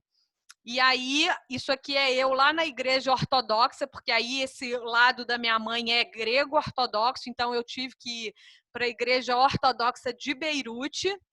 E aí, depois de eu perturbar muito esse padre, ele achou o registro de casamento dos meus bisavós. E aí eu achei meus parentes, e aí quando eu cheguei na casa dele, o avô dele é irmão do meu bisavô. Quando eu cheguei lá, eu falei para a mulher dele, mas é que eu queria ver o registro, se a gente realmente é parente. Ela falou, não precisa não, olha aqui, ele é a cara do seu bisavô. E aí, assim, gente, eu termino os casos, e aí eu vou abrir para perguntas. E aí eu vou só botar aqui os resumos para vocês não esquecerem. Número 1, anote tudo. Os relatos orais são muito importantes, mas tem que tomar cuidado. Assim, toda história de família tem um fundo de verdade, mas às vezes é só o fundo que é verdade, então tem que tomar cuidado. Comece pelos mais velhos, pelas pessoas mais velhas da família. Parta de documentos no Brasil para depois ir para o país de origem. Digitalize tudo que você puder. Compartilhe com a família as suas descobertas. Aproveite para estudar mais a história do Brasil e dos países de origem. Preste atenção em termos específicos. Aqui eu botei o exemplo de natural e legítimo, né? Filho natural, filho legítimo. Tenha a mente aberta. Às vezes você vai descobrir coisas que pessoas da sua família não vão gostar, mas isso acontece. E às vezes você tem que ir a campo. Botei aqui do lado go offline, porque nem tudo está no Family Search, nem tudo está no Google. Muitas vezes você tem que ir para a vida real. E aí eu vou ilustrar aqui. Ó. Isso aqui foi quando eu descobri que um ancestral do meu marido foi mestre de obras da Ilha Fiscal. Eu levei todas as crianças para visitar a Ilha Fiscal. E aqui, quando eu e meu pai queríamos achar o registro da minha avó em Pedro Teixeira não foi digitalizado pelos Mormons, não está em lugar nenhum, e o cartório você liga, não consegue falar, e a gente resolveu ir para lá, procurar ao vivo, folhear os livros de registro de Pedro Teixeira. E você começa em Pedro Teixeira, tá, gente? Só depois que você vai para Portugal. Tem que começar aqui. E aí, acho que é isso, gente. Eu vou parar de compartilhar aqui, porque eu não vou perder mais tempo, não, para ouvir as perguntas. Tá, Alguém está então... pedindo resumo de novo? Espera aí. Alguém quer o resumo? Eu posso mandar, gente, se vocês quiserem. Vamos voltar para o resumo. Voltei para o resumo. Tá. Tá, Juliana, ó, tem algumas perguntas, tem várias perguntas aqui, eu vou juntar o que for do mesmo tema, e uma aqui que é bem de início da pesquisa, do Marcelo e da Nari Jane, se eu só tenho o nome de uma pessoa com data de nascimento e local, como é que eu posso seguir adiante com a pesquisa? Ou, quando você tem poucos dados da família, qual é o melhor caminho para começar? Gente, eu sempre começo pela hemeroteca e pelo Family Search, o pontapé inicial. Mas se hemeroteca, quando é que a hemeroteca é ruim? Quando é um nome muito comum, tipo José da Silva. Você não vai, assim, vai aparecer muita coisa. Então, se agarra a qualquer informação que você consiga. Às vezes é um telefonema para um tio mais velho. Assim, eu começaria por entrevistar familiares. Pode nem ser uma pessoa mais velha, mas às vezes um primo seu fala assim: eu lembro da vovó dizendo que nasceu em Ibitipoca. Alguém vai lembrar alguma coisa. Então, começa por entrevista, hemeroteca e Family Search. São os três. E cemitério. Eu também começaria por cemitério. Porque, geralmente, você sabe onde os seus avós estão enterrados, né? Porque você talvez tenha ido no enterro. Então, eu comecei a da minha mãe indo no cemitério municipal de Juiz de Fora, para ver as datas de nascimento e óbito, porque as pessoas não lembravam direito. Então, acho que eu vou citar 4, tá? Para começar. Entrevistas, cemitério, hemeroteca e Family Search. Ótimo. Juliana, tem aqui algo que é de utilidade, eu acho que de muita gente que está assistindo também. A Renata pergunta, tem uma pergunta, 2 pessoas, outras pessoas também fizeram perguntas similares. É possível se associar ao CBG vivendo fora do Brasil? Essa foi a Renata. E o Ítalo, ele quer saber quais são os benefícios, quais são as vantagens e os requisitos para se tornar um associado do CBG. Maria Lúcia, você quer responder essa sobre o CBG? Maria Lúcia, cadê você? Deixa eu botar... Peraí, Maria Lúcia, você está muda. Gente, mas não precisa morar no Brasil nem no Rio, tá? A gente tem associados em Portugal, Paraguai, África do Sul, vários lugares. Maria Lúcia, posso falar agora? Uhum. A primeira coisa para se associar, você pode ser de qualquer parte do mundo, tá? E você vai no site do CBG e lá tem uma parte de contato, associe-se. É só isso. Tem que fazer tudo por ali, pela página da instituição, tá? Agora, eu queria falar uma coisa que, quando você diz por onde começar a pesquisa, para quem não começou nada, primeiro pega a sua certidão de nascimento. Ali tem os seus avós, paternos e maternos, depois você pega a certidão de nascimento de seus pais, vai ter os avós deles, e aí vocês já podem continuar um pouquinho mais para trás. Aí você vai na hemeroteca, tá? É a minha dica.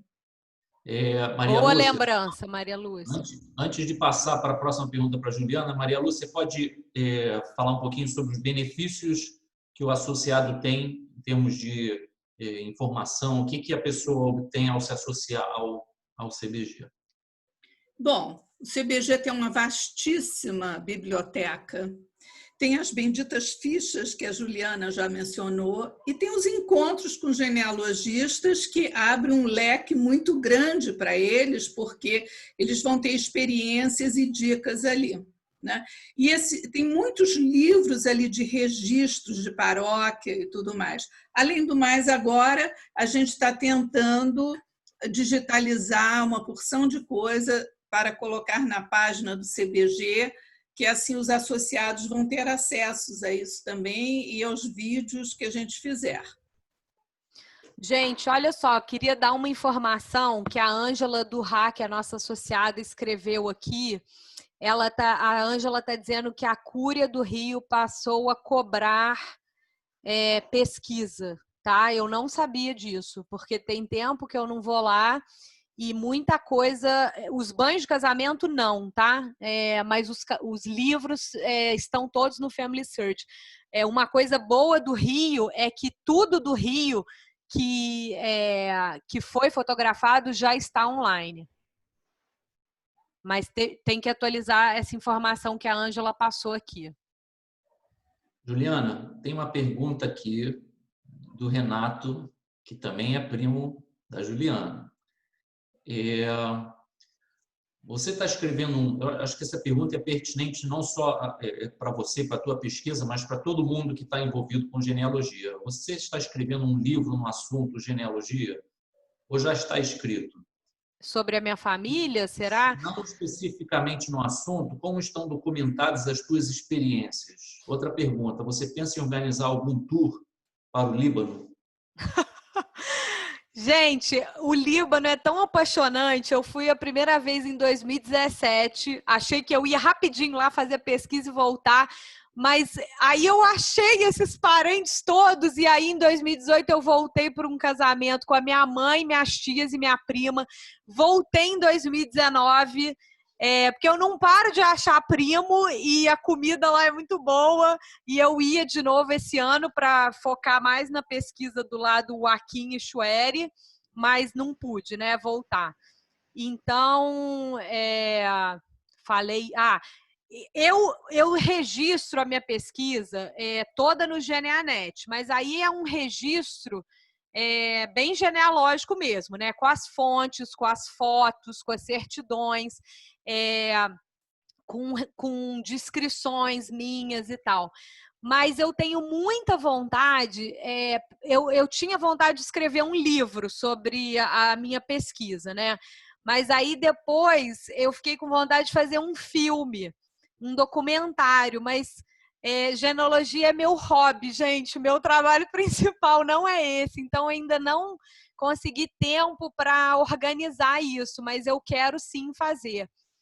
E aí, assim, eu acho que vale a pena falar o seguinte: não adianta, eu acho, tá? Na minha visão, nem todos os genealogistas concordam comigo, mas eu acho que não adianta nada eu pesquisar e ficar isso só para mim. Eu gosto de contar para as pessoas o que eu descobri. E é um jeito de reconectar a família, sabe? Os parentes Mussi que eu achei no Líbano, a família estava desconectada há 50 anos. Assim, foi muito forte essa reconexão. E eu acho que as crianças, assim, eu tenho 2 filhos pequenos, de 8 e 11 anos, eu sempre conto para eles histórias que os ancestrais do meu pai vieram de Portugal, eles eram muito pobres, foram para o interior de Minas. Assim, eu acho que eles têm que saber o que os nossos ancestrais passaram, sabe? Quando eu tive filho, eu fiquei muito impactada e fiquei pensando assim, como é que a mãe do meu bisavô deixou um menino de 12 anos entrar num navio e ir para o outro lado do mundo e eles nunca mais se viram, sabe? A minha motivação de ter começado a fazer pesquisa genealógica é entender as histórias de vida, foi entender... não é, o fulano é meu ancestral, não é isso, é entender por que as pessoas saíram, de onde elas saíram, em que época do tempo. O que estava acontecendo no Líbano no final do século XIX, o que estava acontecendo em Portugal no meio do século XVIII. A minha motivação é essa. Então, respondendo ao meu primo, se você me ajudar, a gente escreve sobre os Joaquim. Bom, são 7h36, acho que a gente tem tempo aí para mais uma ou duas perguntas. Juliana, tem algumas perguntas que são assim mais específicas, mas eu vou juntá-las todas num tema comum. São pessoas que, por exemplo, como a Débora, como o Paulo Sérgio e o Matheus também, pessoas que chegaram até, no caso da Débora, na Dinamarca. Ela não consegue, a partir de um determinado momento, ou 1870, encontrar pessoas, parentes na Dinamarca, porque tem um sobrenome muito comum. Ou no caso do Paulo Sérgio, que é algo similar, uma data um pouco anterior, mas na Iugoslávia, hoje Sérvia, e na Alemanha. Ele não consegue fazer a ligação desses dois ramos da família. E o Matheus, que busca informação, mas não encontra muita informação na Síria. Então, você talvez possa responder detalhadamente para cada um separado, mas que você teria agora de comum para esses casos onde a pessoa busca em outro país, mas tem dificuldade de fazer essa conexão? Tá. Eu vou responder uma parte, e aí, Charles, eu acho que você também pode dar seu depoimento sobre sua pesquisa na Polônia, né? Eu não sei se você concorda comigo, mas assim, eu acho bem importante você se associar a uma pessoa no país de origem, né? Quando eu fui para o Líbano, e assim, a Síria é bem parecido, né? Porque os dois países que são países hoje, mas os dois faziam parte do Império Otomano e durante um tempo a Síria e o Líbano foram parte da Grande Síria. Então o sistema de organização é bem parecido. Quando eu achei aquele registro de família do meu bisavô, eu tive que entrar com um pedido especial no Ministério das Relações Exteriores, porque 1913 ainda era Império Otomano. Então, tem essas particularidades. A minha recomendação é você pesquisar muito no Brasil sobre a Iugoslávia, sobre a Dinamarca, sobre esses países antes, para você não perder tempo quando você for para lá. Então, eu acho fundamental entender a história do país. Então, toda hora eu falo no Líbano porque é o que eu sei mais, né? Então, eu tinha que saber que teve guerra civil no Líbano entre 75 e 90, eu tinha que saber que até quando era Império Otomano, quando eu vou para a igreja e quando é que eu vou para o Murtar, que é um tipo de... Não é bem cartório, porque lá não é registro civil, mas você tem que entender a organização do país que você está pesquisando, para você não ficar atirando, sabe, sem foco. Então, eu acho... E aí, eu me correspondi durante muito tempo com um professor brasileiro que mora no Líbano, o Roberto Hatlab, e aí ele falou: Juliana, eu vou te apresentar para um genealogista libanês que fala português, para ele te ajudar. E aí foi ótima essa parceria, porque eu sabia o que eu tinha que procurar, mas aí quando a gente dava de cara na porta, ele falava, não, vamos para o arquivo maronita, vamos para a igreja ortodoxa, né? A pessoa do país sabe melhor o funcionamento. Charles, como é que foi você na Polônia? É bem parecido. Eu pesquiso bastante na Polônia e em algumas regiões que são do meu interesse, eu tenho algumas pessoas que eu identifiquei como pesquisadores que eu hoje confio. Então, nem tudo que a gente encontra, nem todos os registros estão digitalizados e disponíveis em sites na internet. Então, tem muita coisa que estão ainda nos arquivos que a gente daqui do Brasil não consegue ter acesso. Então, nesses casos, a gente precisa pedir ajuda para um pesquisador local. Então, acho que aí a minha recomendação é você fazer uma pesquisa boa de quem seria um bom pesquisador, alguém de confiança que conheça o assunto, que não cobre um valor exorbitante, né? E você desenvolva essa relação com a pessoa. Agora, também, quando pedir ajuda para um pesquisador, a minha recomendação é que vocês acordem qual é o escopo do trabalho, né? O que exatamente a pessoa vai fazer e o que encontrar e o que não encontrar. É importante você ter um relatório depois, porque depois você usa esse relatório para dar seguimento a essa pesquisa e você precisa saber o que um pesquisador já fez para você não perder tempo com um pesquisador ou outro pesquisador fazendo o mesmo trabalho, pesquisando talvez o mesmo indivíduo, né? Então, para mim, fazer uma boa pesquisa local e depois desenvolver um relacionamento com um pesquisador de confiança num outro país, porque o idioma é diferente, os materiais não estão todos disponíveis numa fonte online, né, como o Family Search, então você realmente precisa de alguém num outro país. Maria Lúcia, quer falar? Juliana, eu queria falar. Olha, quem for pesquisar na Alemanha tem que levar em conta algumas coisas. Primeiro, que o governo lá teve uma época que era prussiano, que teve guerras, e que muitas cidades que hoje não são mais alemãs, elas são polonesas, elas eram alemãs por causa da Segunda Guerra, né? E também pensar que tem o problema da França e Alemanha, que tem horas que a Alsácia era alemã, tem horas que ela é francesa, e coisas assim. Uma outra coisa, tem que saber qual era a religião da pessoa, se era católica ou se era evangélica, porque, por incrível que pareça, tem regiões na Alemanha que são extremamente católicas. E se você ficar procurando só em registros paroquiais evangélicos, você não encontra aqueles parentes, né? Tá? Era só isso que eu queria falar. Lembrei de 2 pontos, gente, para responder essas perguntas sobre os países. A Débora, que perguntou pela Dinamarca, eu acho também que você pode começar se juntando no Brasil com pessoas que pesquisam Dinamarca, né?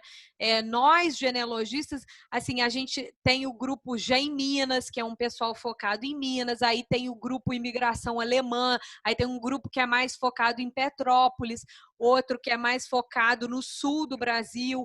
Então, antes de ir para o país, você também pode começar falando com as pessoas aqui do Brasil que pesquisam esse país específico, porque elas vão ter muitas dicas para dar, elas vão dizer, os imigrantes dinamarqueses iam mais para essa região e tal. O Museu da Imigração, eles têm muita palestra interessante assim, só sobre imigração italiana, e aí dependendo da região do imigrante, ele ia para qual região do Brasil. Então, eu também acho que vale a pena você entrar em contato com pessoas que pesquisam o mesmo país que você aqui no Brasil.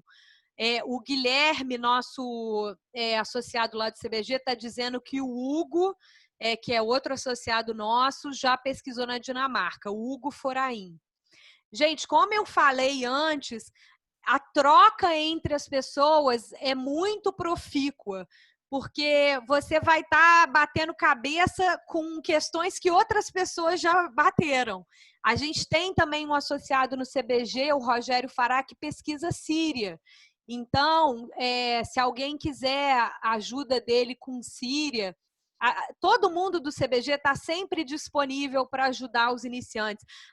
Antes da pandemia, a gente tinha atendimento presencial 2 vezes por semana. E o que a gente mais faz no atendimento presencial é dar ajuda, né? Guiar a pessoa. Começa por aqui, começa por ali. Às vezes a pessoa chega lá e fala, eu estou parado aqui, estou empacado nesse ponto. E aí a gente fala, o fulano de tal aqui do CBG pesquisa Espírito Santo, o fulano do CBG pesquisa... a gente tem a Regina Cascão, que vai fazer a próxima palestra. Regina, super experiente em Pernambuco. Tem gente... Porque não tem como você saber todos os detalhes de todos os lugares. Então, você tem que procurar as pessoas com os mesmos interesses de locais, né, de pesquisa. Eu e o Charles temos um caso interessante também. Desculpa, Maria Lúcia, te interrompi. Fala. Uma outra coisa que eu queria chamar a atenção é que, às vezes, a pessoa se foca só naquele estado, ou só naquela cidade, e não é. Eu, por exemplo, eu comecei a pesquisar, a família da minha mãe é do Espírito Santo, eu comecei a pesquisar no Espírito Santo. De lá, eu desci para o Rio de Janeiro, o estado do Rio de Janeiro, porque eram barões do café. Aí eu descobri, num livro de uma genealogista, que já faleceu, mas era associada do CBG, eu descobri a minha ligação com Minas Gerais. E aí eu subi para Minas. Quer dizer, o pessoal de Minas desceu, fundou Valença, de Valença foi para o Espírito Santo. E se eu ficasse só no Espírito Santo, eu não ia achar nada. Então, às vezes, a gente tem que abrir o leque. Exatamente. E conversar, e pesquisar, e ler. E realmente, todo associado do CBG que já publicou uma obra, a obra está lá na biblioteca do CBG. Né? A gente tem realmente um acervo imenso, com grandes pesquisas já realizadas, que as pessoas podem acessar quando são associados. Eu ia falar outros casos, né? O Charles queria uma foto de um túmulo no cemitério judaico de Beirute. Aí a gente fez uma super força-tarefa. O Charles sabe como são feitas as inscrições nos cemitérios judaicos, e aí ele me falou, e aí eu arrumei um contato em Beirute para tirar a foto da lápide, enfim. Tem que pedir ajuda, gente. Tem que conversar, pedir ajuda. Sempre, assim, tem alguém para... Eu estou tentando voltar aqui na apresentação. O legal desse caso que a Juliana está comentando é que o bisneto dessa pessoa sepultada no Líbano viu a foto da lápide, que ela estava quebrada, fazia muitos anos que não havia manutenção, e ele entrou em contato, então, com uma pessoa que a Juliana achou num grupo, no Facebook, para restaurar a lápide do bisavô. Então, foi uma pessoa, assim, foi algo muito emocionante para a família, esse caso. Então, são muitas histórias assim, desse nível que você consegue, né, com essas pesquisas. E a gente tem um caso também que assim, existem muitos casos de pessoas adotadas tentando achar os pais biológicos. E não é só teste de DNA, porque você só vai achar o pai biológico se você der sorte, né, do pai ou da mãe fazer o teste.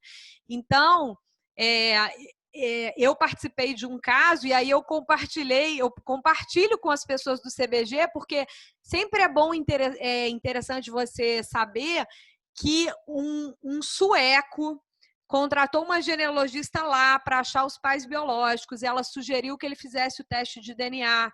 Ele teve um match com um conhecido meu, libanês, match de DNA.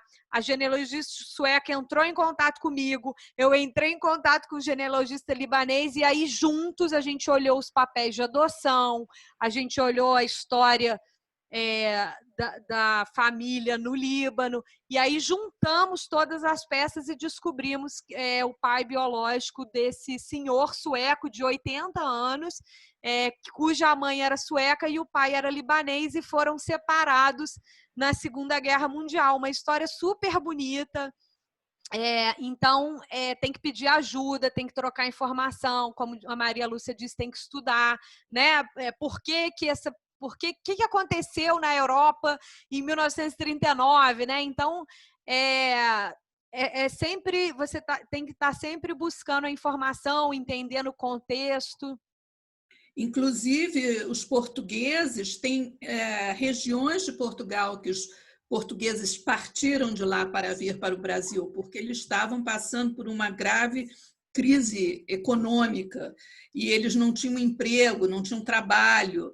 Então, é mais ou menos dessa região do norte de Portugal que veio a maioria dos portugueses para o Brasil, a grande leva, né? Isso aí é um dos detalhes. Outro detalhe que muita gente não sabe, e eu já escutei este tipo de pergunta de muita gente, e quem é descendente de escravo? Tem muito livro de escravo nos registros paroquiais que podem ser pesquisados, né? Porque muita gente aqui tem um pezinho lá com os escravos também, porque você vai... No início da colonização do Brasil, ou o português que veio para cá teve alguma coisa com Índia ou com escrava, porque não tinha mulher quase no Brasil. Então, a gente também pode fazer esse tipo de pesquisa. E escravos também, você pode, geralmente...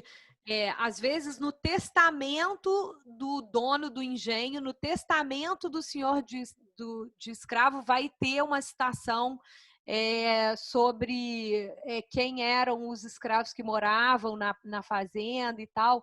Então, tem muita... deixa eu mostrar para vocês. Eu separei aqui uns links. Vou compartilhar de novo, enquanto você me diz, Charles, se tem mais pergunta. Temos 8 minutos, Juliana. Tá. Vou deixar esse compartilhado aqui, porque são sites bem legais e um deles é de um programa de pesquisa genealógica que chama Who Do You Think You Are? Para quem fala inglês, é bem legal. Ele mostra toda a pesquisa genealógica e tem alguns sobre escravos nos Estados Unidos que você acha assim, nossa, eles não vão achar nada. E aí, assim, de pista em pista, você chega na informação. Tá dando para ver, gente, o slide dos links? Sim, tá. Centro de Conhecimento dos Açores. Eu não vou ficar lendo o slide, mas só para vocês verem, no Legacy Family Tree tem várias palestras também, enfim, vários lugares aí, National Archives, para quem tiver ancestrais ingleses. Inglaterra tem muita coisa boa de registro, muito organizado e várias coisas digitalizadas. Juliana, tem mais algumas perguntas, mas a gente está com um pouco tempo. Então, acho que a gente pode fechar. Você, né, as tuas últimas palavras, mas antes disso eu queria dizer que tem muita gente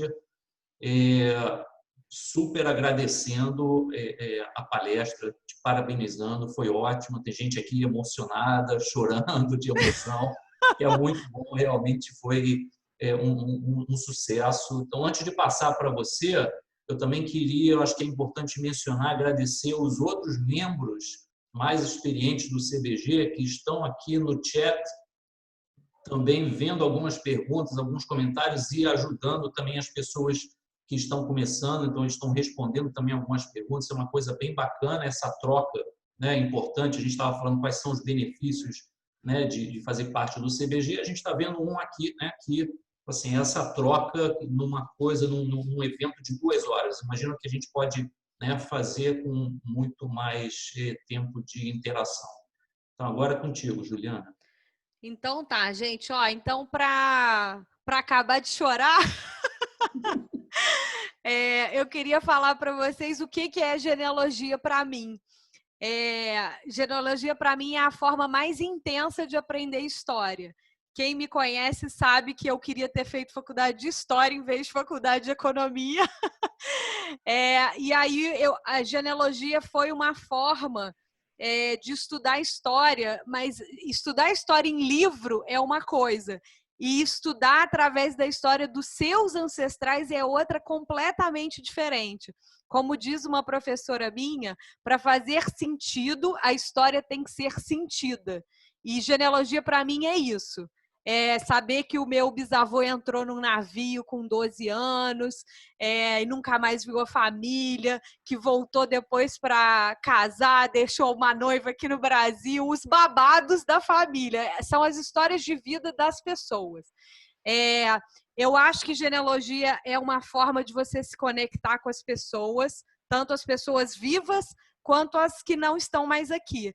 E aí eu queria, sobre esse assunto, falar duas coisas. Primeiro é a frase do Amos Oz, que é: a gente vive até o dia em que morre a última pessoa que se lembra de nós. O Amos Oz, para quem não sabe, foi um grande escritor israelense. E aí eu também queria deixar uma dica para quem não viu o filme Viva a Vida é uma Festa, da Disney. É um desenho animado, mas é a coisa mais emocionante, gente. É um desenho. Eu vi a primeira vez numa sexta com os meus filhos, depois eu vi de novo no sábado e no domingo, e toda vez que eu vejo o filme eu choro. Que é sobre você honrar seus ancestrais.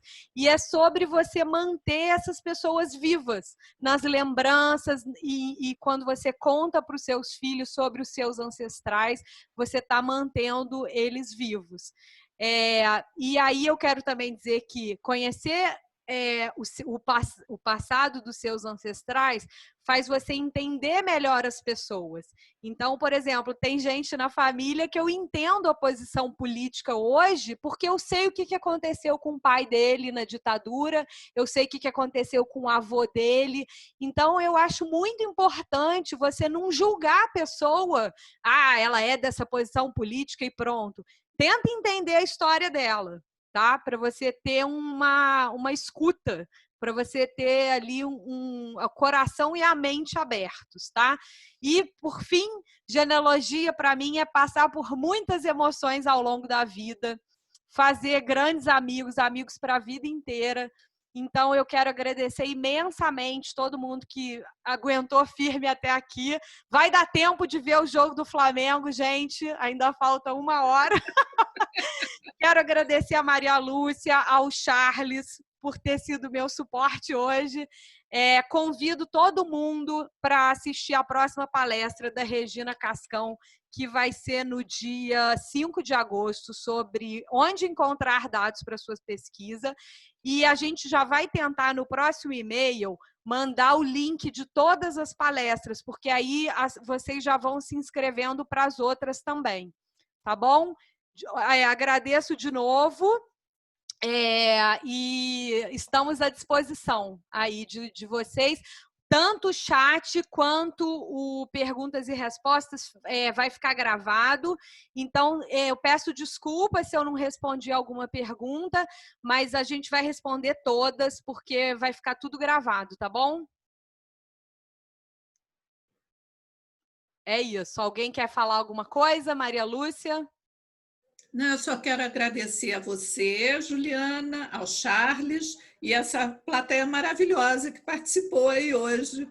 Até a próxima. Até a próxima, gente. Boa noite. Boa noite.